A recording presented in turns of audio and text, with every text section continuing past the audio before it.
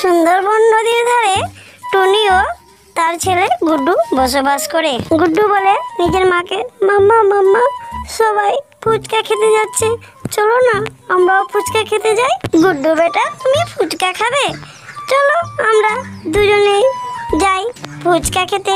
মা ও ছেলে মিলে গরু গাড়ি করে চলে যাচ্ছে ফুচকা খেতে। মাম্মা ফুচকাওয়ালার দোকান তো অনেক দূরে, কিছুক্ষণের জন্য তুমি একটা গান গাও না। তুমি গান শুনবে গুড্ডু? শোনো তাহলে।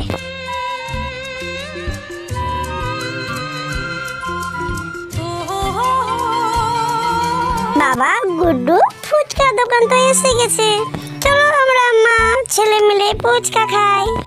মা ও ছেলের ফুচকা খাওয়া হয়ে গেছে। গাড়িম্যান বলে তাড়াতাড়ি এসো আমার গাড়িতে। গাড়িতে এসে বসলো মা ও ছেলে মিলে। যেতে যেতে বলদ গাড়িটি উল্টে যায়।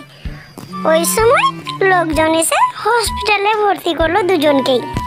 মা ও ছেলে বাড়ি আর পৌঁছাতে পারলো না। তাই বলি বন্ধুরা, বাড়ি থেকে বেরোলে বাড়িতে ফেরত যাবেন কিনা এটা বলা যাবে না। তাই বলি মা বোনেরা, বাইরে বের হওয়ার সময় কেউ ঝগড়া করবেন না কারো সাথে। তাহলে বাচ্চারা, আজকের গল্পটি কেমন লাগলো কমেন্টে জানাবে। গল্পটি যদি ভালো লাগে লাইক করবে, শেয়ার করবে আর সাবস্ক্রাইব করবে।